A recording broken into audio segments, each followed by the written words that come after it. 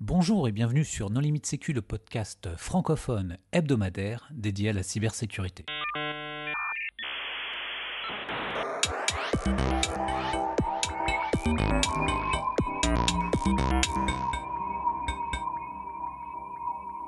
Alors aujourd'hui, nous allons parler d'un challenge stratégique qui s'appelle le Cyber 912 avec Aude Géry. Bonjour Aude.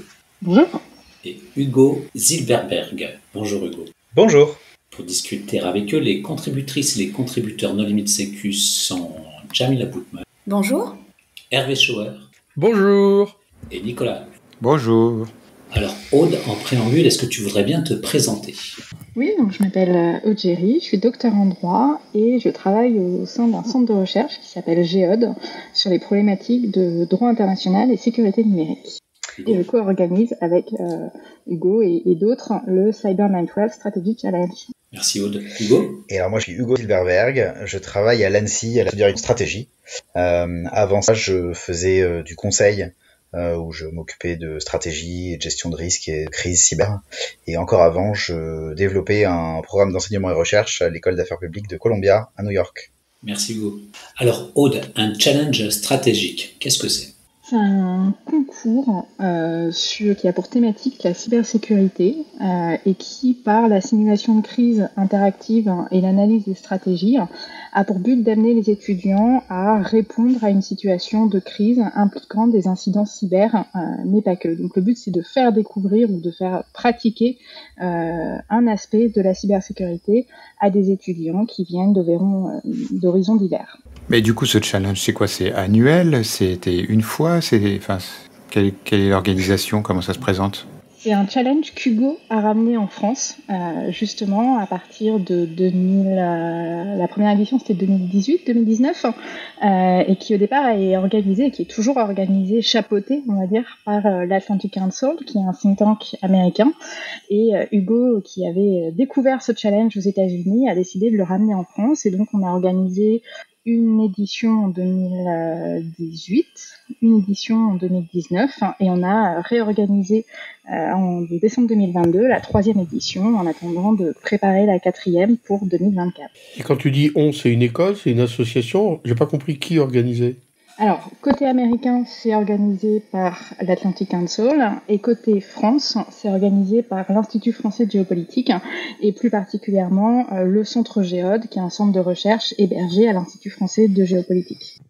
Comme disait Aude, en fait, quand j'étais aux États-Unis, il y avait un think tank qui s'appelle l'Atlantic Council qui organise ça régulièrement et qui faisait battre en fait cette compétition qui se déroule dans plusieurs universités américaines à la fois et dont la finale annuelle se déroule à Washington.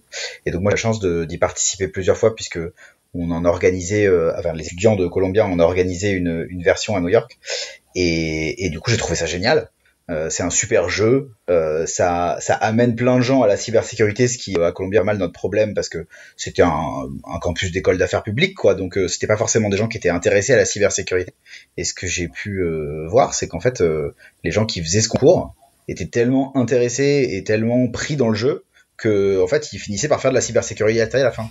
Donc quand j'étais en train de rentrer en France, j'ai proposé à Aude, mon partenaire de crime, de co-organiser une édition et donc l'édition française du challenge stratégique était née. Et c'était pas 2018-2019, c'était 2019 première édition, 2020 deuxième édition, pardon. Et d'où vient le nom ? Alors ça, c'est une histoire assez rigolote. Ça veut pas dire grand-chose en français, Cyber 912, on comprend pas vraiment ce que ça veut dire. Faut se souvenir que les Américains qui ont des façons bizarres de faire certaines choses. 912 pour eux, c'est une date à l'envers. Donc 9 c'est mois, c'est septembre, et 12 c'est le numéro du jour, c'est le 12. Donc le 12 septembre, c'est le lendemain du 11 septembre. Ce qui pour eux est évidemment une crise majeure qui est restée évidemment dans l'histoire, pas que pour eux évidemment, mais beaucoup pour eux.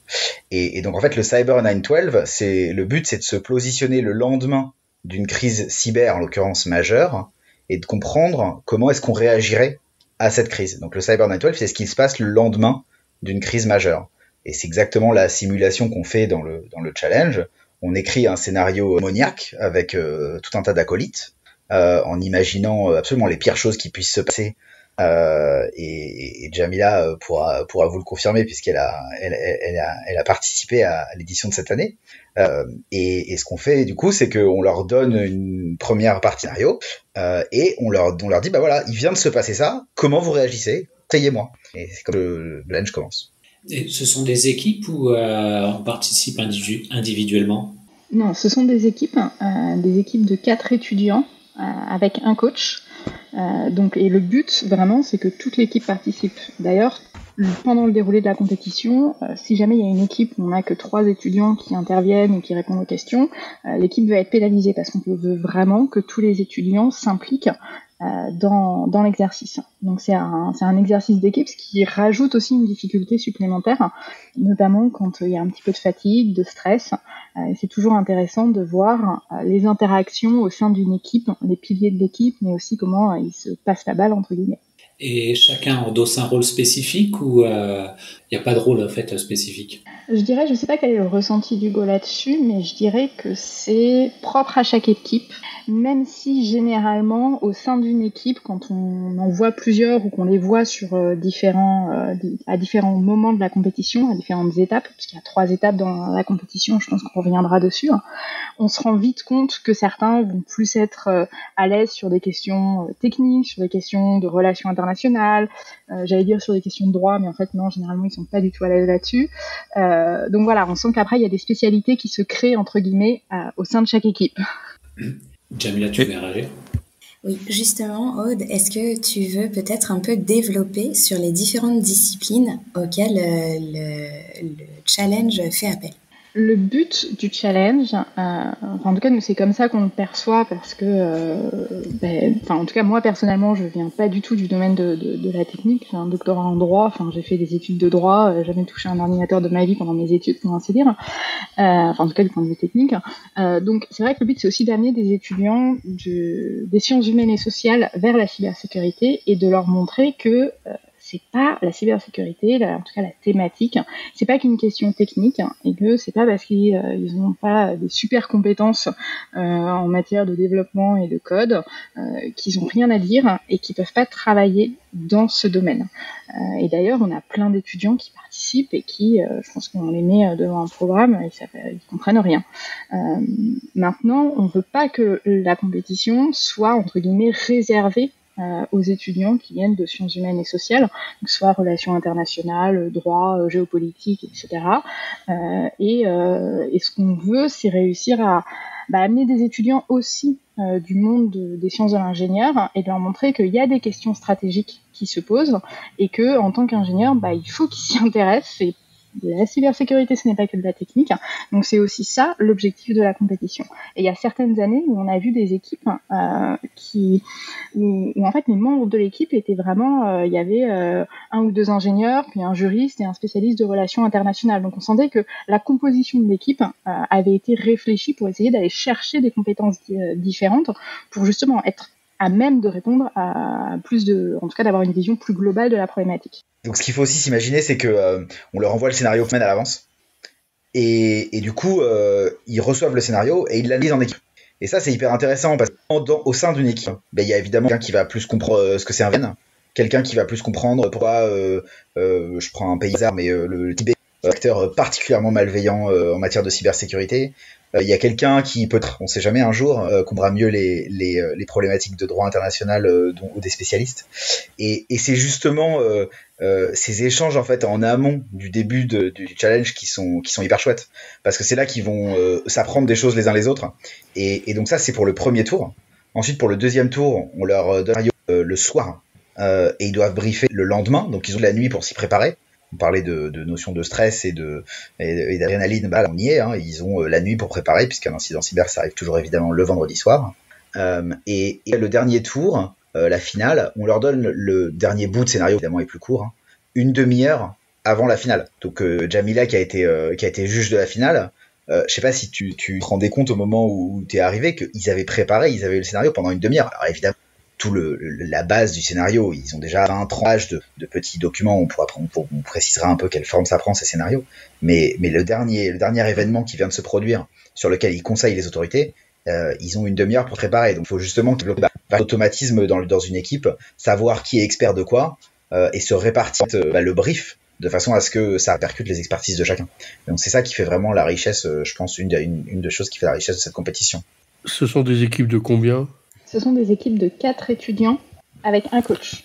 Donc 4 plus un coach, et il y a combien d'équipes au premier tour ? Ce qui est intéressant, c'est d'avoir une équipe de 4 étudiants et un coach. Donc ça, c'est les étudiants qui vont demander, alors de temps en temps, c'est leur prof. Et puis, on a vu cette année, spécialement, les étudiants aller chercher des professionnels dans des institutions, dans des entreprises, pour les aider à se préparer. Et c'est hyper intéressant parce que ils vont bénéficier de l'expertise de personnes qui savent gérer des crises. Et en même temps, ils vont participer à la compétition, être face à des juges qui savent gérer des crises aussi. Donc c'est totalement bénéfique pour les étudiants, à la fois côté préparation et à la fois côté conduite de l'exercice. C'est Géode qui finance tout ça, ou ce sont les équipes d'étudiants qui doivent payer leur participation ? Alors pour l'instant, c'est Géode qui finance une partie du challenge, toute la partie organisation, on va dire, sur Paris. Et c'est vrai que c'est une des difficultés qu'on a, c'est de pouvoir faire venir des équipes qui sont en dehors de Paris ou même en dehors de France. Donc à terme, l'objectif, c'est d'arriver à trouver des sponsors pour le challenge afin d'aider les étudiants à venir à Paris participer au challenge. Et du coup, pour récapituler ce que vient de dire Aude, et puis en profiter pour faire une pub encore plus explicite, on est à la recherche des coachs, des profs qui ont des étudiants qui sont chouettes et qui voudraient profiter de cette compétition pour leur faire profiter en fait de cette expérience qui est quand même assez chouette, et puis qui soude vachement une équipe, et c'est quand même la super bonne fin d'un semestre. Et ça garantit que vos élèves vont faire de la cybersécurité après, au moins pour une grande partie. Non mais blague à part, c'est vraiment, on voit que c'est facteur d'attraction. Et deuxièmement, on cherche des sponsors, effectivement. Exemple pour que vient de mentionner Aude, c'est qu'on aimerait bien arriver à financer les trajets et d'ailleurs les séjours d'étudiants qui viennent faire la compétition à Paris, parce que évidemment ça coûte cher d'être à Paris, on le sait. Nous, on organise la compétition à Paris pour l'instant, ça pourrait changer, mais dans tous les cas, il y aura des trajets et des séjours à payer, et on aimerait bien que ce soit pas sur les deniers des étudiants, parce qu'on sait qu'ils n'ont pas beaucoup de sous. Alors, est-ce que vous pouvez nous donner un exemple de premier tour ? Le premier tour, il se base vraiment sur ce que les étudiants auront lu 3 semaines, 1 mois à l'avance. Donc en fait, on leur donne un document qui fait à peu près une 30aine de pages, avec des faux articles de presse, des faux comptes rendus de réunions, des faux fils Twitter, posts Instagram, ce qu'on veut. Et tous ces éléments factuels, ils vont décrire différentes situations. Généralement, on va dire qu'il y a entre 2 et 4 incidents, principalement de nature cyber, mais pas que. Et les étudiants vont devoir, la veille de la compétition, nous rendre d'abord un document écrit qui fait une analyse de la situation et commence à présenter des pistes de solutions. Et le jour venu, le jour J, toutes les équipes passent. Donc les 10-15 équipes qu'on a passent. Et là, l'oral dure 10 minutes. Donc ils ont 10 minutes pour nous présenter plusieurs options de gestion de la crise. Donc là, on va regarder, est-ce qu'ils ont bien identifié tous les problèmes ? Est-ce qu'ils se trompent pas en termes d'acteurs ? Parce qu'évidemment, nous, on se place dans un cadre français, donc il faut connaître aussi les compétences des principaux acteurs dans le monde de la cybersécurité en France. Et ils doivent nous présenter des options plus ou moins réalistes, etc. Et ensuite, il y a 10 minutes de questions-réponses. Donc là, c'est toujours drôle parce qu'on peut toujours un peu aller les titiller sur ce qu'ils ont dit. C'est vraiment le côté amusant. Le tout se déroule en anglais. Donc c'est une difficulté supplémentaire pour les étudiants, et même si la compétition, il n'y a que des équipes françaises, on garde l'exercice en anglais parce que on considère que d'un point de vue pédagogique, c'est bien plus intéressant, parce que dans le monde professionnel, ils auront à parler anglais. Et donc voilà, chaque équipe, ça dure 20 minutes, et à l'issue, on va les noter, et il y aura une sélection qui sera faite. Et juste pour compléter, à la fin tour, on les débriefe aussi. C'est quand même un challenge à vocation pédagogique, et on le dit aux juges, hein. On dit ça à tous les juges normalement dans le brief, que c'est super difficile pour les étudiants. Prendre la parole en public déjà, ça c'est difficile. Prendre la parole devant une autorité et la briefer sous un format concis en 10 minutes, c'est vrai, on n'apprend pas à l'école en France. Et pour lequel c'est beaucoup plus présent dans le système américain, anglo-saxon en général, mais c'est aussi pour ça que pour eux c'est plus naturel. Et du coup, nous on a un peu découvert que c'était une difficulté en l'amenant en France. C'était pas ça qui était difficile pour l'étudiant américain, et c'est vraiment une partie de la difficulté pour les étudiants français, c'est d'arriver à être concis. C'est pas un exercice où il faut tout analyser. C'est un exercice où il faut restituer de l'information de façon synthétique à un décideur en 10 minutes pour lui conseiller quoi faire. Et ça, c'est un exercice super difficile. Donc on le dit aux juges ça. On dit que c'est en anglais, ce qui est pas la langue maternelle des gens. Et du coup, on leur dit que c'est pas une compétition d'anglais, on veut pas les noter sur l'anglais. Et surtout, le but, c'est de leur faire un retour sur le fond. Est-ce que c'est réaliste? Et donc, en général, on essaie de voir dans les jurys des gens qui sont dans les opérations, des gens qui comprennent comment fonctionne finement des systèmes de cybersécurité, des gens qui ont déjà fait des briefs à des autorités, pour arriver à leur faire des retours là-dessus en leur disant, mais en réalité, on s'adresse pas comme ça à une autorité, à un décideur. Ou alors ça c'est pas de me conseiller de faire ça parce que tu comprends, j'ai pas les outils, j'ai pas les leviers, je serais pas capable de décider ça. Donc voilà, c'est ce genre de retour qu'on leur fait, et les retours qu'on en a eu pour le coup, c'est que ça les fait beaucoup progresser et que c'est hyper positif pour les étudiants. Peut-être Jamila, je sais que ça fait plusieurs fois que je te fais allusion à toi parce que comme tu as été si enthousiaste de la finale du challenge, et ça faisait infiniment plaisir. Je suis sûr que tu as plein de choses à ajouter à ce qu'on dit, donc n'hésite pas. Hein. Alors oui, depuis tout à l'heure, je dodeline de la tête. Complètement. Je pense que c'est hyper intéressant d'un point de vue pédagogique, comme vous l'avez dit tous les deux, l'expression en public. Moi, sur la session à laquelle j'ai participé, j'ai trouvé que les étudiants étaient extrêmement impressionnants. Je sais même pas si j'aurais été capable de produire un tel contenu à leur âge. Donc de ce point de vue, c'était intéressant. Le scénario également était extrêmement bien construit parce que bon, Hugo, tu as utilisé le terme de démoniaque. Je sais plus ce que tu as utilisé comme terme juste avant. Mais on part pas du tout en freestyle. Ce sont vraiment des scénarios creusés avec des vraies problématiques, notamment d'un point de vue géopolitique. Donc oui, c'est vrai que j'étais enchantée et que je pense que ça peut effectivement susciter des vocations. Donc voilà. Alors, le premier tour, c'est vous définissez un contexte, ils doivent le restituer, le synthétiser. Le deuxième tour, comment ça se passe? En fait, au deuxième tour, on continue dans la crise.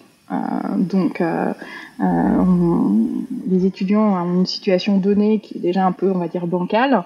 Et à la fin du premier tour, quand on leur donne les éléments du deuxième tour, évidemment, la situation devient plus critique.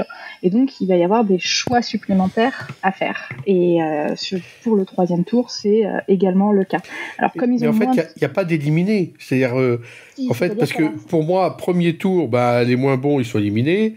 Deuxième tour, les moins bons, ils sont éliminés, et qu'il n'y a que les finalistes qui font le troisième tour avec une demi-heure. À la fin, c'est-à-dire qu'à la fin de la première journée, on sélectionne la moitié des équipes. Comme on n'avait pas beaucoup d'équipes, on a décidé d'en sélectionner la moitié, qui jouent le deuxième tour.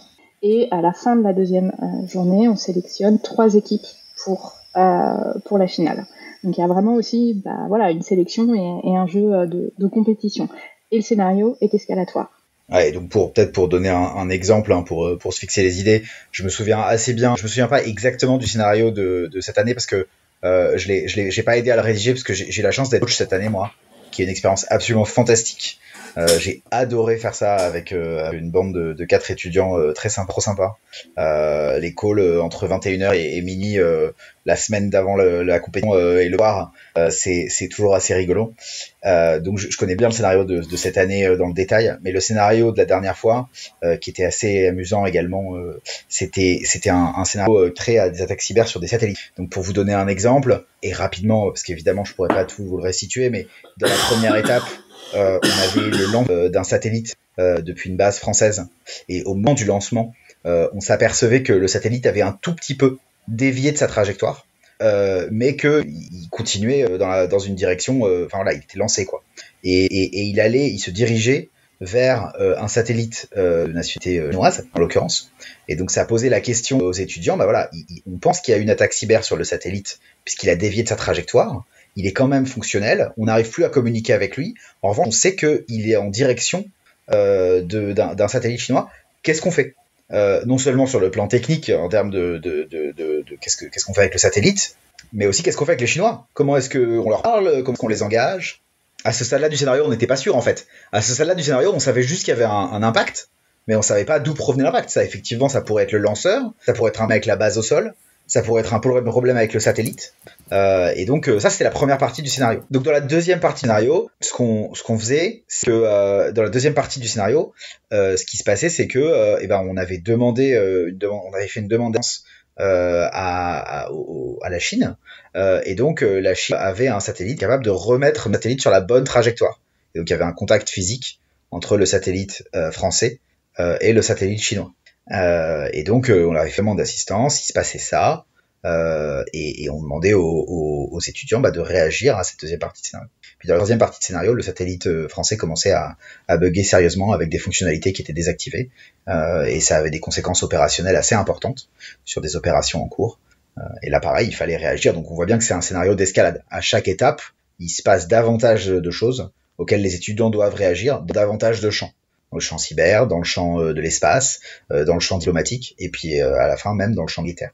Oui, et si je me trompe pas, il y a un côté aussi un peu ludique, je pense, où vous n'hésitez pas à lancer un petit peu des fausses pistes, qui permet de voir si les informations sont recoupées, etc. Donc il y a aussi ce côté où on sent qu'il y a une attente de rigueur de la part des étudiants, et ça c'est aussi particulièrement satisfaisant, quoi. C'est ça l'exercice, donc on aime bien lancer une ou deux fausses pistes pour voir jusqu'où les étudiants vont. Alors l'exemple type, donc quoi, mais souvent il y a toujours au moins une équipe qui tombe dedans, ça va à fond dans l'attribution sans avoir aucun élément, mais parce que il y a trois éléments qui pointent vers un état, et donc ça c'est effectivement un jeu, et la deuxième chose, on demande aussi d'aider aux étudiants d'avoir un peu d'imagination, et ça c'est vrai que c'est difficile. C'est pas forcément ce qu'on apprend à l'université, en tout cas française. Mais je crois que Hugo, toi, tu avais une anecdote sur une édition du challenge aux États-Unis.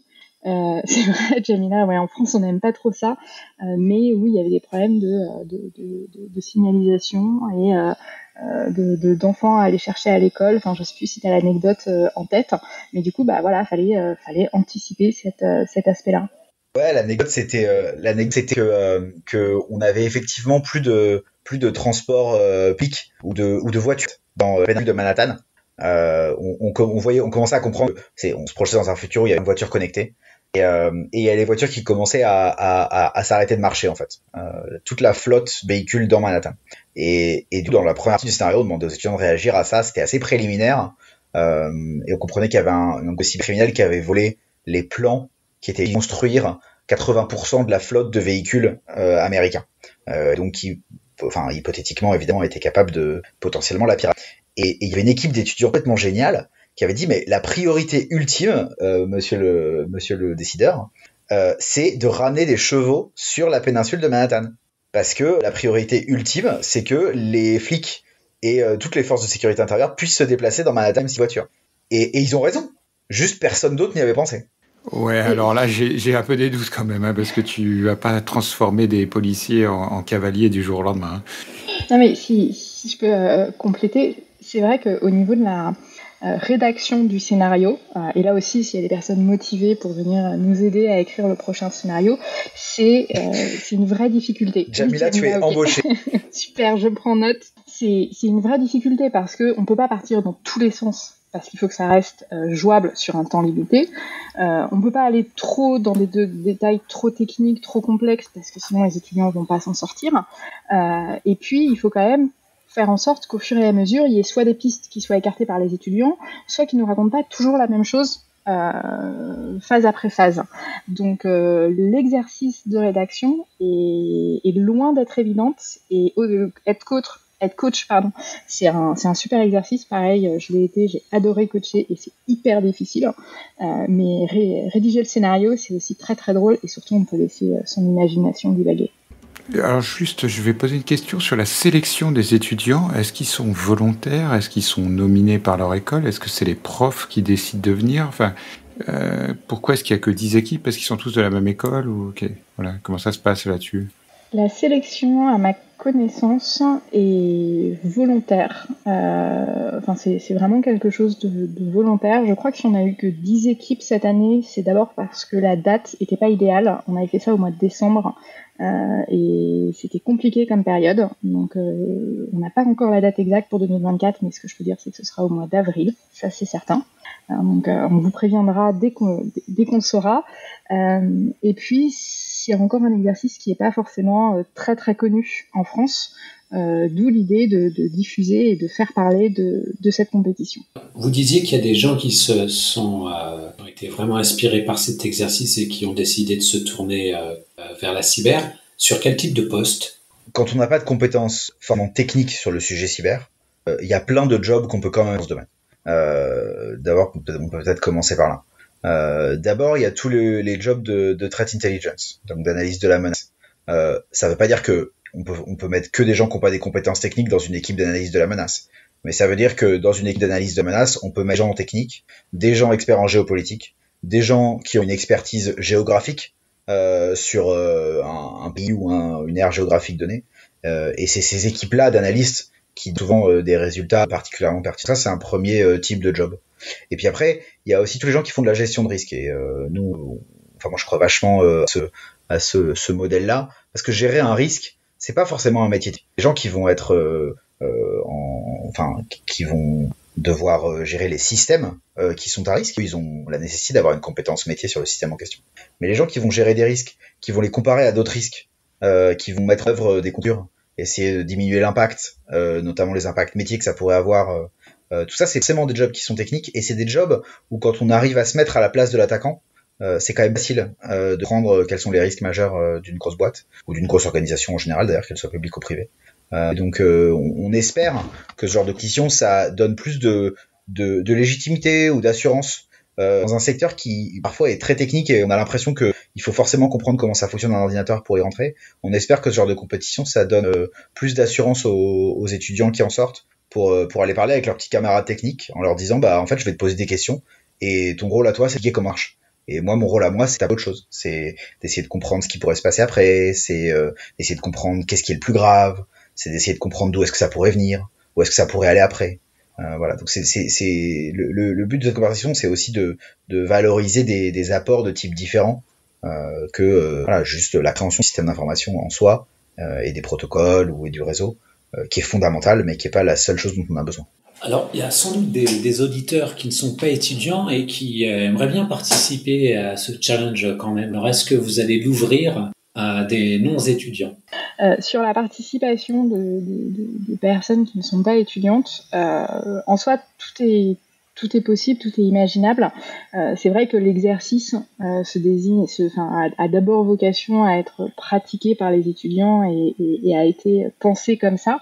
Mais en soi, on pourrait très bien imaginer l'ouvrir à d'autres personnes. L'objectif, c'est quand même de limiter, on va dire, les déséquilibres, dans le sens où si on a une super équipe d'experts comme vous face à un public, face à d'autres équipes d'étudiants qui n'ont aucune expérience, c'est vrai que ça peut être un peu décourageant pour les étudiants. Et on fait, comme Hugo le disait tout à l'heure, c'est un exercice pédagogique. Le but, c'est que les étudiants apprennent, s'amusent. Donc on ne veut pas non plus les mettre en situation où finalement ils se sentent complètement nuls. Non, je peux juste compléter en disant que dans une autre compétition, j'ai du debating moi quand j'étais à l'école et en anglais aussi. Et on a des compétitions de vétérans, c'est-à-dire c'est des gens qui en ont fait il y a longtemps et qui ont envie de mettre. Et donc quand on aura suffisamment d'éditions et suffisamment d'équipes de vétérans, on pourra vous inviter on fera comme ce que fait le Lance récemment, la Lance versus l'équipe d'héros. On fera pareil pour le challenge stratégique. On fera les équipes de vainqueurs 2020, 2019, 2022 contre l'équipe de No Limit Sécu. Et par contre, faudra pas se plaindre si c'est les étudiants qui gagnent. Ok, banco, quand je serai à la retraite, donc à 72 ans. Ok, est-ce qu'il y a un point qu'on n'a pas abordé et dont vous souhaiteriez parler?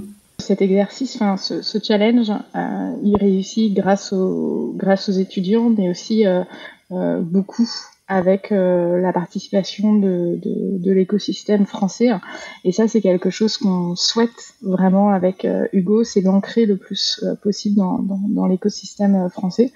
Pour la finale cette année, mais même les rounds, la phase 1 et la phase 2, on avait un jury de très très haut niveau.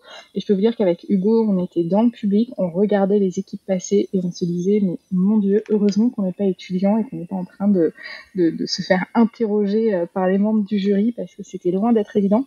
Et donc, le but, c'est de diffuser ça et d'amener le plus de personnes à participer de près ou de loin à ce challenge et de faire découvrir ces problématiques à de plus en plus d'étudiants. Et peut-être pour compléter, c'est que ça fait que la deuxième fois qu'on l'organise et les possibilités sont vraiment assez infinies parce que au-delà du challenge en lui-même, on pourrait réutiliser les scénarios, on pourrait en faire du serious game, on pourrait arriver à travailler plus les scénarios avec les gens. Donc je pense qu'il y a plein d'idées à avoir autour de ça. Et pour le coup, il manque à nous de le faire.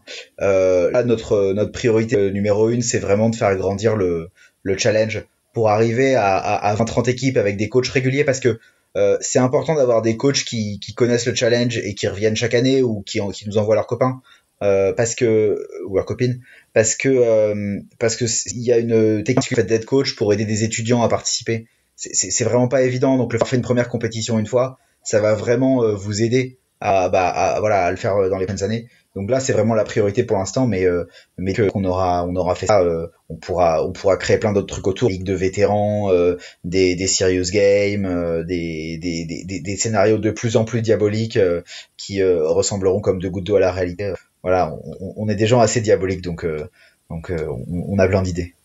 Ça me semble être une excellente conclusion, mais peut-être que vous souhaiteriez ajouter d'autres choses en mot de la fin. Si ce n'est, merci de nous avoir donné l'opportunité de parler de ce beau challenge parce qu'on a envie de le faire connaître et que c'est une super compétition.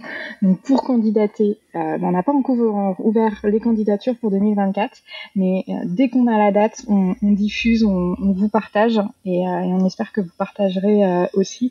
Et évidemment, on vous tient au courant. Le site internet, ce sera sur le site internet de Geode, donc www.geode.science. Et il y a plein d'informations sur l'exercice en lui-même, sur le type de scénario qu'on peut avoir, sur le type d'exercice que les étudiants doivent faire, parce qu'ils doivent aussi rendre des documents écrits, etc. Sur le site de l'Atlantic Council, vous cherchez Cyber 912 Strategy Challenge et vous aurez plein d'exemples de témoignages d'étudiants, de professionnels. Pour en savoir plus, n'hésitez pas à aller regarder ce qui se fait sur le site de l'Atlantic Council. Moi aussi, simplement. Un grand merci à vous quatre. C'était un chouette moment.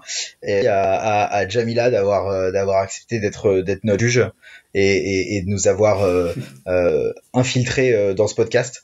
Et peut-être, du coup, tu vas avoir le mot fin, Jamila. Ben, merci beaucoup à vous d'être venu. Oui, vraiment, merci beaucoup d'avoir accepté notre invitation. Merci aux contributrices et aux contributeurs. Chers auditeurs, nous espérons que cet épisode vous aura intéressé. Nous vous donnons rendez-vous la semaine prochaine pour un nouveau podcast. Au revoir. Au revoir. Au revoir.